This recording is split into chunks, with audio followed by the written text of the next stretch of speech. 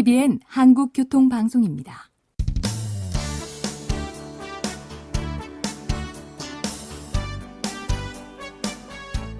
한문철 변호사의 교통사고 솔루션. 이 시간 진행해 한문철 변호사입니다. 여러분 안녕하십니까?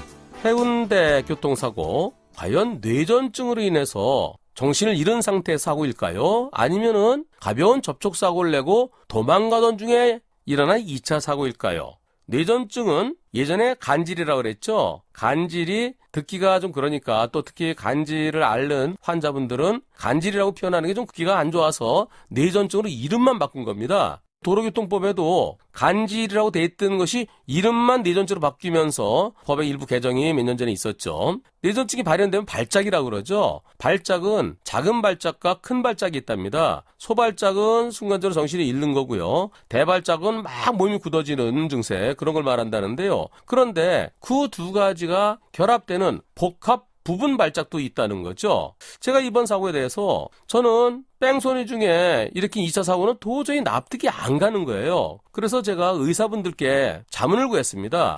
제가 볼 때는 갑자기 이게 몸에 좀 이상이 오니까 정신을 차리려고 노력을 하는데, 마음은 정신을 차리고 싶은데 몸은 말을 안 듣고, 팔은 내가 제어를 할 수 있는데 점점 다리는 제어 안 되고, 그러다 팔과 다리가 제어 안 되고, 그렇게 가능하다 그러면 이번 사고가 뇌전증에 의해서 일어난 사고가 성립이 되거든요. 의사 선생님들께 여쭤봤더니 가능할 수 있다는 겁니다. 뇌전증인 상태에서 차로 변경이 가능할 수 있다는 거예요. 왜냐하면은 부분 복합 발작일 때는 몽롱한 상태에서, 본인은 몽롱한데 남들이 볼 때는 멀쩡한 것 같지만 본인은 몽롱하다는 거죠. 이 뇌전증 그거를 앓고 계시는 분들이 들으시면 기분이 부쩍 나쁘시겠지만, 제가 뭐라고 다시 물어봤냐면, 그러면은 그 몽유병 환자처럼 남들이 볼 때는 멀쩡한데 본인은 기억 못하는 그런 증세랑 비슷하게도 볼 수 있느냐니까, 쉽게 설명하면 그렇게 볼 수도 있다는 겁니다. 이 뇌전증 환자분들께는 죄송합니다만은 뇌전증의 증상이 다양하다는 거죠. 따라서 몽롱한 상태에서, 몽롱하다는 내 정신이 아니죠. 그런 상태에서 이번 사고가 일어났을 가능성이 있다는 겁니다. 그러니까